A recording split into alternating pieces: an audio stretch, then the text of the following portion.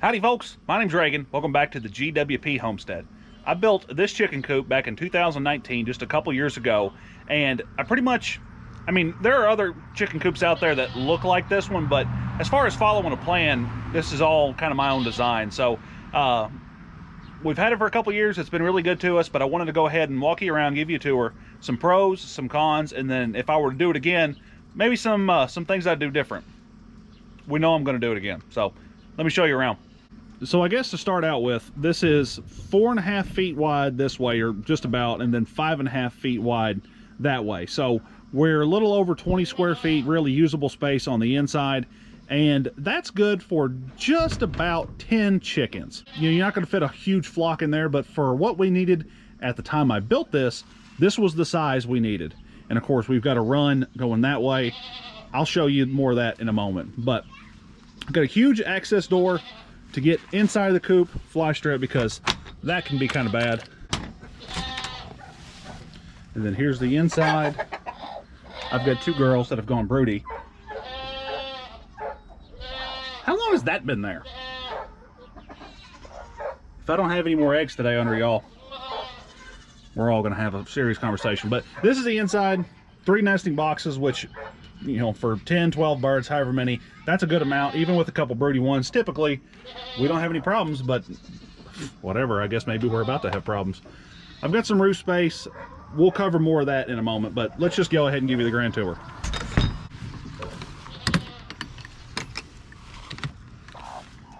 The nesting box top hinges up, which gives you access to these girls here. There's two more eggs. Yeah, 2. Golf balls, we think, help if some of these want to start eating their own eggs. They don't like eating the golf balls. The top of this, you know, the back of the laying box here, is just about 4 feet from the ground. And of course, the back of this is sitting up on blocks to help keep it level. So really it's higher. But the reason we put the back of this nesting box 4 feet off the ground is so my wife could stand back here, and she's not tall like I am, open the top and still see inside to gather the eggs without needing a stool or something else. So if you're going to build your own, do consider that, the height of the people who are actually going to be out here collecting the eggs. Got a smaller window there, a tall window on this side. We added a hook for cleaning, fork, you know, whatever.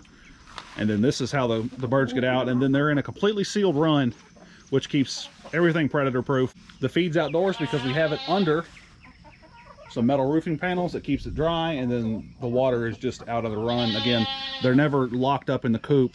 If they are, we can provide food and water to them, but since they have access to all of this all the time, we just leave everything outside for them. You got your phone? Mm-hmm. You want to come over here real quick and help me take a TikTok? Say hi, girl. Say hi. I'm in the middle of a chicken coop tour.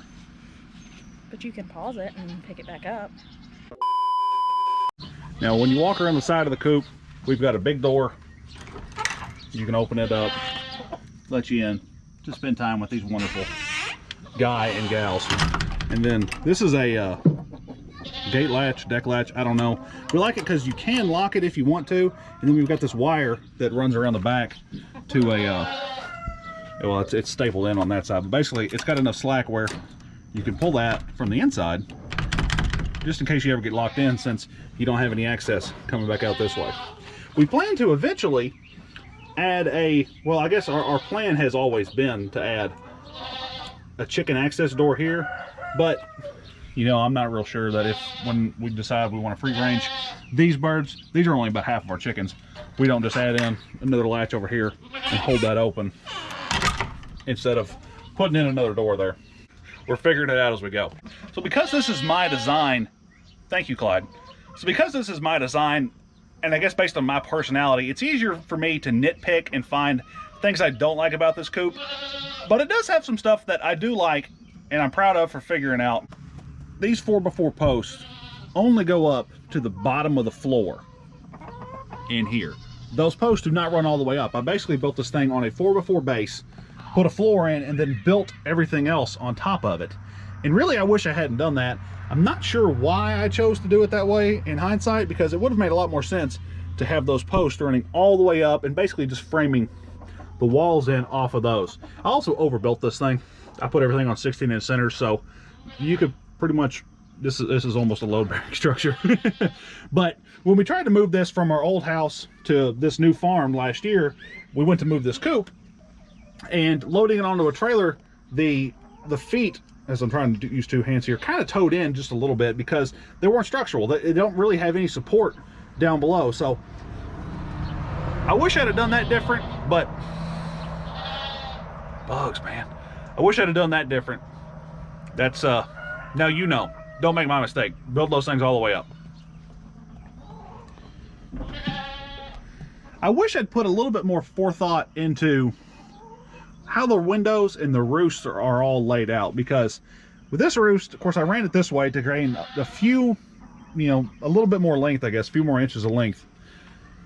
But it's over the nesting box landing, and obviously you get poop and stuff like that, so that's no good. And then, of course, I couldn't also run it across because I had this nice big window here. So I didn't put a lot of thought beforehand into where the roosts were going to go. There's nothing I can do about it, again, at this point. But everything seems to work pretty good. And with the amount of birds I have, I may end up with one or two over there. Basically, as they sort of the pecking order, the ones that are lowest on that totem pole go down there. But this works pretty good. And again, you know, 2x4's nice, wide, sturdy platform, because chickens don't actually wrap their feet around their roost. They like to roost flat-footed. So a 2x4 gives a great surface for a chicken to roost on. They have no problem, you know, even if they have to go from here to there and up, they all can get up there just fine. One thing I am really proud of are these plywood runners I have on both sides. And basically, whenever we go to clean this out, I've got a hatch. You can see I've got a barrel bolt there and a barrel bolt there. This whole hatch flips up, and I've got one just like it on the inside. And so when it comes time to clean and empty this thing out, you flip those up and you just push all this bedding out the other side. And this keeps anything from getting bound up and caught up in those 2x4s, because, man, that'd be a nightmare. It would take up so much time to clean. So basically, you know, really proud of that one. This is a super easy coop to clean. I know, girls. I know. The hardware cloth on the inside on all the windows is a must. Hardware cloth, of course. Chicken wire is a little bit bigger hardware cloth. This is 1/2 inch by 1/2 inch. It keeps any critters, pesky varmints from reaching in here and trying to do my girls harm in the middle of the night. So that protects them. And we've got a lot of ventilation when all the windows are open, and then I've got ventilation here and up top. Basically just creates a natural draft through here. No fan or anything like that. I do eventually want to bring power from the barn over and put a light in here to help these girls lay more in the winter. I think that'd be a good spot. I used to have a feeder hung up right there, but since we moved it outside, there's no need for that, but I'm leaving it there just in case. But a light in the wintertime would help these girls laying. They can kind of slack off in the wintertime because chickens like daylight, and they need daylight to lay eggs. I still cannot believe there's somebody made a nest there in the floor. We have a whole other coop there. You're not even trying to brood any eggs. The biggest thing I don't like about this coop, and really it has nothing to do with the coop or the run, it's just kind of where we decided we wanted to put this when we moved. I do not get enough sunlight in the run, and so if it's ever wet or, you know, it rains, it can be days before it dries out in here. So just for point of reference, that way's east. Of course, you can see the shadow. We're in the afternoon, so west is behind me. We get full shade in this run at pretty much any point from noon on through the end of the day. South is that way, and so in the winter or any point really, the sun is always this way, and so it stays fairly dry under the coop.